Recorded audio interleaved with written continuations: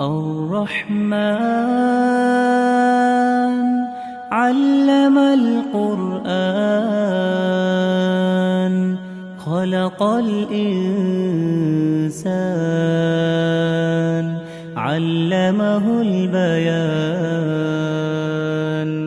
الشمس والقمر بحسبان والنجم والشجر يسجدان والسماء